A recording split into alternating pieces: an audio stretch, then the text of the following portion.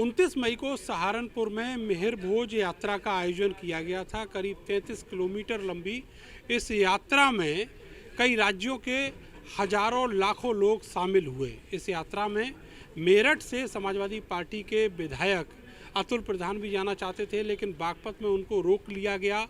Police से हुज्जत भी हुई, उसके बावजूद उनको गिरफ्तार कर लिया गया और मेरठ लाकर देर शाम को छोड़ा गया। अब पुलिस ने, बागपत की पुलिस ने इस मामले में उनके खिलाफ और उनके समर्थकों के खिलाफ एक गंभीर धाराओं में मुकदमा दर्ज किया है। मेरे साथ विधायक जी मौजूद हैं। अतुल जी, मुकदमा दर्ज हो गया है आपके समर्थकों के और आपके खिलाफ। देखिए, विपक्षी दलों के ऊपर तो ये मुकदमे, जेल, लट पिटाई, उल्टे सीधी चीज़ें ये लोग करना चाहते हैं, करते रहेंगे। लेकिन हम पूछना चाहते हैं सवाल जिस पर पॉस्को एक्ट है, जो हमारी नन्ही नन्ही बच्चियाँ, जो हमारे पहलवान रेसलर, महिलाएं रेसलर, इन पर आरोप लगाएं, मुकदमा दर्ज कराएं, सुप्रीम कोर्ट ने कराया है, उसकी कद गिरफ्तारी ये लोग करेंगे। हमें ये बताएं कि इनके जो ऐसे लोग जो ज़मीनों पर कब्जा कर रहे हैं, इनके ऐसे लोग जो भूमाफिया की श्रेणी में आते हैं, इनके ऐसे लोग जो महिलाओं के साथ शोषण लगातार कर रहे हैं, उनके ऊपर कब कार्रवाई करेंगे। और रही बात हमारे ऊपर मुकदमे की, तो मैं स्वतंत्र देश में रहता हूँ, मैं चुनावा प्रतिनिधि हूँ। जिस तरह से वहाँ पर इन्होंने हरकत पुलिस प्रशासन ने की, वो पूरे देश के लोगों ने देखी है, आपके चैनल पर भी चली है, आपने भी सोचा समझा होगा। मुकदमा उस दिन दर्ज नहीं किया। अगर उस दिन दर्ज करते तो मैं उसी दिन जेल जाता, मैं वहीं से जेल जाता, मैं जमानत नहीं लेता। और इन लोगों ने ये कह रही है कि आप लोगों ने उनसे अभद्रता की और जो सरकारी कार्य था उसमें व्यवधान डाला। पुलिस का थाना, पुलिस वाले वो खुद वहाँ पर, ऐसी कौन सी बात हुई, ऐसा कौन सा दबाव आया, ऐसा कौन सा प्रेशर आया कि 4 दिन बाद में मुकदमा 3 दिन बाद में दर्ज हुआ।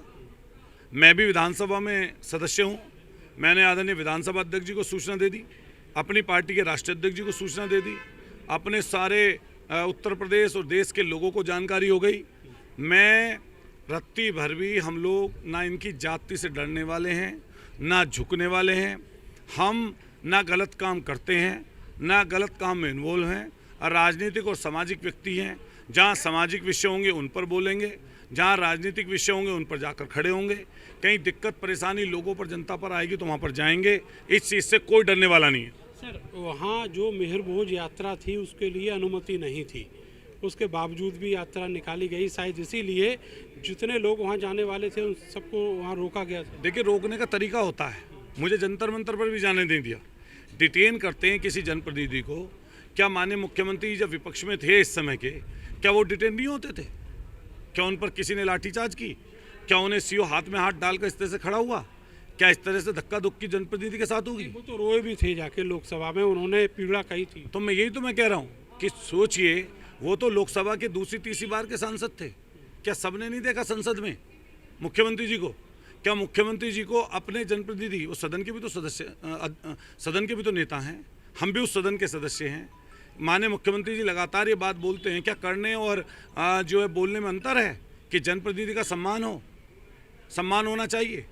अगर मैं जा रहा था वहाँ पर, मुझे लोगों ने बुलाया था, इन्वाइट किया था, और आप मुझे रोक रहे थे तो रोकने के तरीके से रोकते।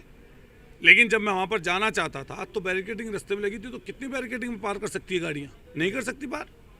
तो इसलिए हम लोग कहना चाहते हैं कि ये लड़ाई बड़ी है, ये वैचारिक लड़ाई है, लड़ाई जारी रहेगी। पहलवानों को लेके अब जो अल्टीमेटम दिया गया है, उसमें कुछ दिन बाद जो धरना प्रदर्शन जो कुछ भी शुरू होना है जंतर मंतर पर, फिर से उसका आगाज होगा। देखिए, मैं खुद था, सोरम में भी था, कुरुक्षेत्र में भी कल था, और उस कमेटी में भी था जिस कमेटी में निर्णय हुआ।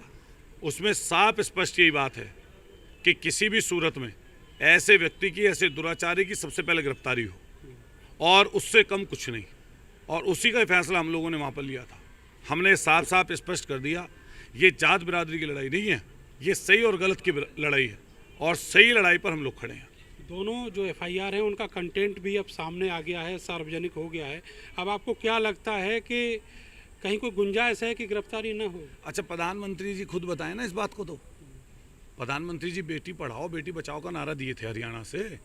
क्या ऐसी बेटियां बचाएंगे या ऐसी बेटियां पढ़ेंगी? बेटियां रो रही हैं, पुलिस वाले उनके चेहरे पर जूता रख के खड़े हैं। क्या पूरे देश ने नहीं देखा क्या ये किसी के घर में बेटियां नहीं हैं? बेटियां नहीं हैं तो बहन होंगी, माँ होंगी। इस तरह से जिस तरीके से बर्बरता की जा रही है, सोच के देखिए लोकतंत्र है या तानाशाही है। ये दोनों तरीके से मैं कहना चाहता हूँ, इन लोगों ने अघोषित इमरजेंसी यहाँ पर लगा रखी है, जिसके खिलाफ हम सब लोग मिलकर लड़ाई लड़ रहे हैं। और माननीय अखिलेश यादव जी ने साफ स्पष्ट कहा है कि हम लोग इस लड़ाई को जारी रखेंगे। मेरा आखिरी सवाल आपसे ये है कि आप बागपत जाएंगे गिरफ्तारी देने?